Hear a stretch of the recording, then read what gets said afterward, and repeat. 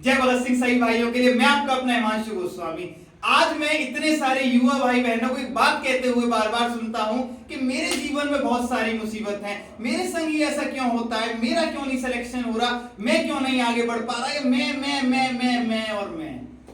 इंसान की जिंदगी मैं से शुरू और मैं पे खत्म। एक बात ध्यान से करिए, आज आप पे प्रॉब्लम आ रही है, आज आप पे जितनी भी चीजें आ रही हैं, आज आप उन्हें टोक रहे हैं, कहने का मतलब क्या है, आपको लग रहा है गलत के लिए आ रही है, पर नहीं। ध्यान रखिए, जब भगवान आपको चुनता है तो सबसे पहले आपकी लाइफ में प्रॉब्लम्स को डालता है। भाइयों बहनों, अगर ये प्रॉब्लम्स नहीं आएंगी, मैं आपसे कह रहा हूं, व्यक्ति को सबसे ज्यादा क्या चीज सिखाती है? कोई किताब, कोई दुकान, कोई भी मौन कुछ नहीं उसे सिखा सकता। व्यक्ति को सबसे ज्यादा सिखाती हैं उसकी समस्याएं।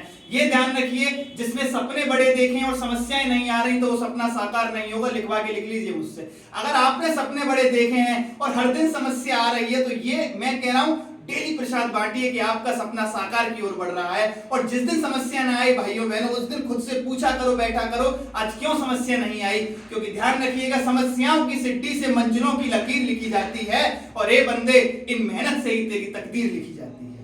आप इस शायरी के हर एक पार्ट को समझेंगे तो समझ पाएंगे। समस्याओं को सिट्टी बना लीजिए।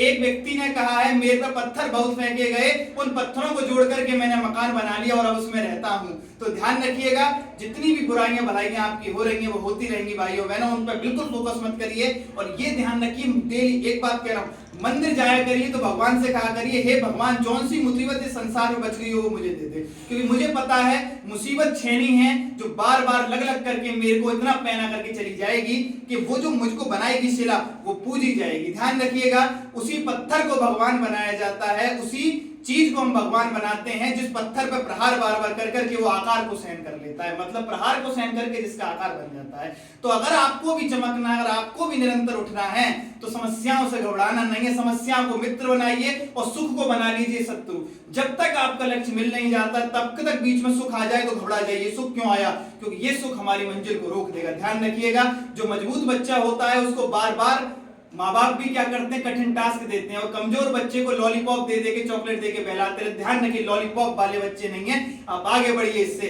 और ये देख के दिखाइए।